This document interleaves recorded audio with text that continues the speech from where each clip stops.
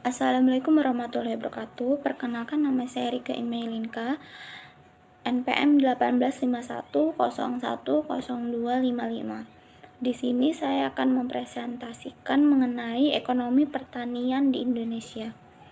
Ciri-ciri pertanian di Indonesia sendiri memiliki 3 ciri. Yang pertama, pertanian tropika. Sebagian besar daerah di Indonesia memiliki ciri yaitu berada di dekat khatulistiwa, yang berarti merupakan daerah tropika. Dengan demikian, jenis tanaman, hewan, perikanan, atau kehutanan sangat dipengaruhi oleh iklim tropis. Di samping itu, ada pengaruh lain yang menentukan corak pertanian kita, yaitu bentuk negara kita yang berkepulauan dan topografinya yang bergunung-gunung. Sebagian besar kepulauan Indonesia terdiri dari berbanyak pulau, sehingga daerahnya terdiri dari darat dan perairan. Keadaan ini memungkinkan terdapatnya perikanan darat dan laut. Dan sebagi daerah yang topografinya bergunung-gunung, Indonesia merupakan daerah vulkano, yaitu memiliki banyak gunung berapi, sehingga memungkinkan mempunyai daerah yang mempunyai ketinggian dan dataran rendah, dataran tinggi, mempunyai iklim dingin sehingga bisa ditanami tanaman beriklim subtropis. Letaknya sendiri di antara benua Asia dan Australia, serta antar lautan Hindia dan Pasifik, memberikan pengaruh pada suhu udaranya. Arah angin yang berakibat adanya perbedaan iklim di Indonesia ini yaitu pertanian iklim basah atau Indonesia Barat dan pertanian iklim kering atau Indonesia Timur.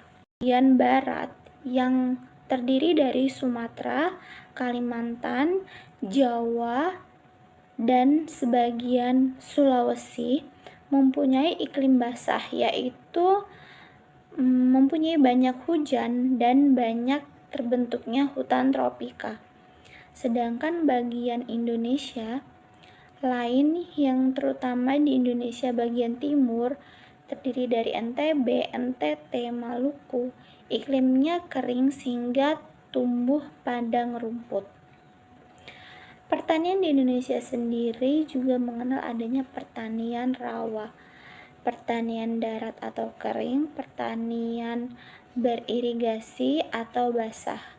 Dataran Indonesia terbagi menjadi tanah rawa, yaitu ada lahan yang tergenang sepanjang masa, itu yang disebut dengan tanah rawa. Sedangkan lahan kering yaitu lahan yang tidak mendapat asupan air irigasi. Selanjutnya ada pertanian basah, yaitu lahan yang selalu beririgasi. Pertanian atau tanah sawah beririgasi, tanah hujan, tanah lebak, sawah pasang surut. Penggolongan ini adalah penggolongan lahan yang ditanami padi, sawah yang beririgasi bersumberkan bendung, bendungan, sungai, dam atau waduk, mata air, dan lain-lainnya. Berdasarkan fasilitas teknisnya, dibagi menjadi irigasi teknis, setengah teknis, dan sederhana. Lahan atau sawah tada hujan sebenarnya juga mempunyai saluran irigasi, tetapi sumber airnya berasal dari air hujan. Sawah lebak mendapat air terus-menerus sepanjang masa. Sawah pasang surut mendapat air dari air sungai yang pasang. Karena air laut yang sedang pasang, sering juga terdapat saluran irigasi. Indonesia bagian barat yang terdiri dari Sumatera, Kalimantan, Jawa, dan sebagian Sulawesi mempunyai iklim basah, yaitu mempunyai banyak hujan dan banyak terbentuknya hutan tropika. Sedangkan bagian Indonesia lain yang terutama di Indonesia bagian timur terdiri dari NTB, NTT, Maluku, iklimnya kering sehingga tumbuh padang rumput. Pertanian di Indonesia sendiri juga mengenal adanya pertanian rawa, pertanian darat atau kering, pertanian beririgasi atau basah.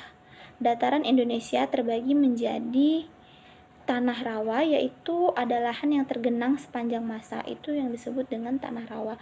Sedangkan lahan kering, yaitu lahan yang tidak mendapat asupan air irigasi. Selanjutnya ada pertanian basah, yaitu lahan yang beririgasi. Pertanian atau tanah sawah beririgasi, tanah hujan, tanah lebak, sawah pasang surut. Penggolongan ini adalah penggolongan lahan yang ditanami padi, sawah yang beririgasi bersumberkan bendung, bendungan, sungai, dam atau waduk, mata air, dan lain-lainnya. Berdasarkan fasilitas teknisnya, dibagi menjadi irigasi teknis, setengah teknis, dan sederhana. Lahan atau sawah tada hujan sebenarnya juga mempunyai saluran irigasi, tetapi sumber airnya berasal dari air hujan. Sawah lebak mendapat air terus-menerus sepanjang masa. Sawah pasang surut mendapat air dari air sungai yang pasang karena air laut yang sedang pasang sering juga terdapat saluran irigasi.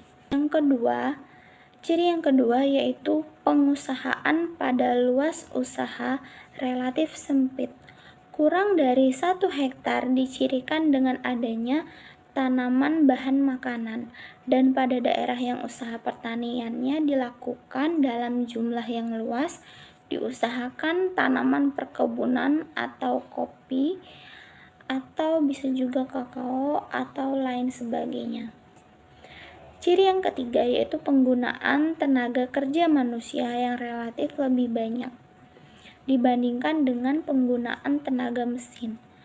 Pada usaha tani yang sempit,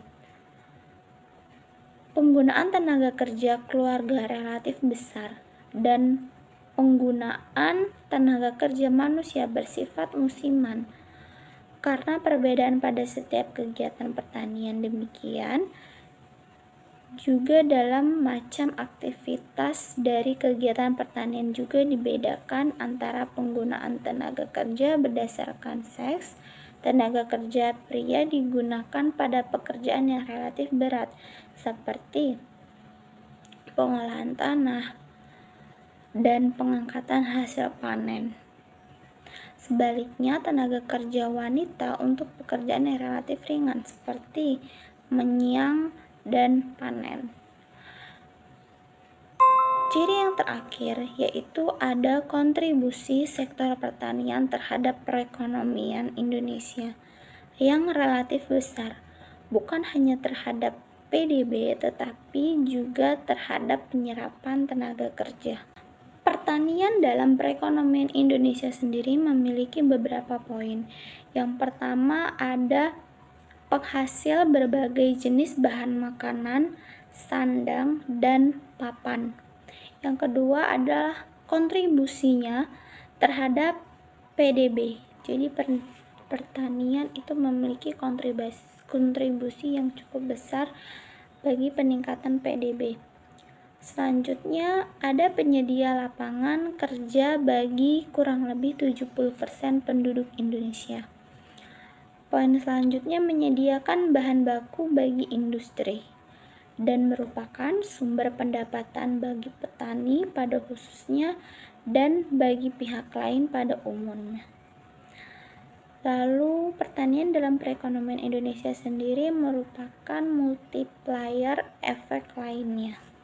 Di Indonesia sendiri dikenal ada 4 sistem pertanian, yaitu keempat sistem itu adalah yang pertama sistem ladang. Sistem ladang itu sendiri merupakan sistem pertanian yang paling primitif, yaitu suatu sistem peralihan dari tahap budaya pengumpul ke tahap budaya penanam. Pengelolaan tanahnya sangat minimum. Produktivitas bergantung kepada ketersediaan lapisan humus yang ada, yang terjadi karena sistem hutan. Sistem ini pada umumnya terdapat di daerah yang berpenduduk sedikit dengan ketersediaan lahan tak terbatas. Tanaman yang diusahakan umumnya adalah tanaman pangan seperti padi darat, jagung, atau umbi-umbian. Sistem yang kedua yaitu adalah sistem tegal pekarangan. Berkembang di lahan-lahan kering yang jauh dari sumber-sumber air yang cukup. Sistem ini diusahakan orang setelah mereka menetap lama di wilayah itu. Walaupun demikian, tingkatan pengusahanya rendah. Pengelolaan tegal pada umumnya jarang menggunakan tenaga yang intensif. Jarang ada yang menggunakan tenaga hewan. Tanaman-tanaman yang diusahakan juga terutama tanaman-tanaman yang tahan kekeringan dan pohon-pohonan. Selanjutnya, sistem yang ketiga ada sistem sawah. Sistem sawah ini merupakan teknik budidaya yang tinggi, terutama dalam pengelolaan tanah dan pengelolaan air, sehingga tercapai stabilitas biologi yang tinggi, sehingga kesuburan tanah dapat dipertahankan dicapai dengan sistem pengairan yang sinambungan dan drainase yang baik. Sistem sawah merupakan potensi besar untuk produksi pangan, baik pada padi maupun palawija. Di beberapa daerah pertanian tebu dan tembakau menggunakan sistem sawah.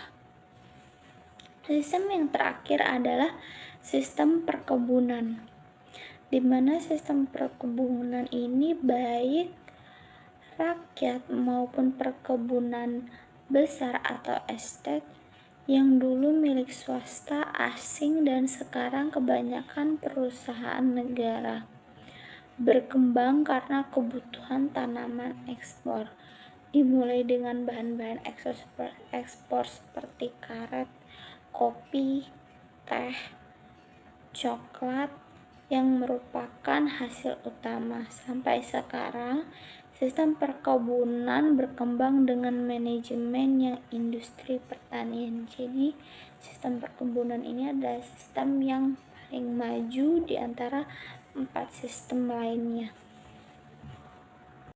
Selanjutnya ada klasifikasi sistem pertanian. Sistem pertanian tropik dapat diklasifikasikan menjadi 3 kelompok, yaitu yang pertama ada sistem pertanian yang bersifat pengumpulan hasil tanaman. Sistem ini adalah sistem pertanian yang secara langsung memperoleh hasil tanaman dari tanaman-tanaman yang tidak dibudidayakan. Sistem ini biasanya dilakukan bersamaan dengan sistem berburu binatang dan tangkapan ikan.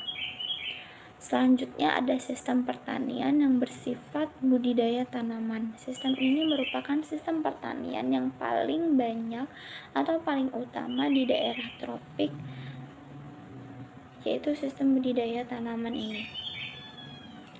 Terdiri dari sistem pertanian dengan rotasi berlangsung secara alami, sistem pertanian dengan rotasi dengan makanan ternak. Selanjutnya ada sistem pertanian dengan rotasi tegalan, rotasi tanaman tahunan, dan yang ketiga, klasifikasi yang ketiga yaitu sistem pertanian untuk makanan ternak dan padang penggembalaan. Padang penggembalaan adalah lahan yang digunakan untuk penggembalaan dan sumber hijauan segar bagi ternak. Menurut para kasih, padang penggembalaan adalah suatu lapangan terpagar yang ditumbuhi hijauan dengan kualitas unggul dan digunakan untuk mengembalakan ternak ruminansia.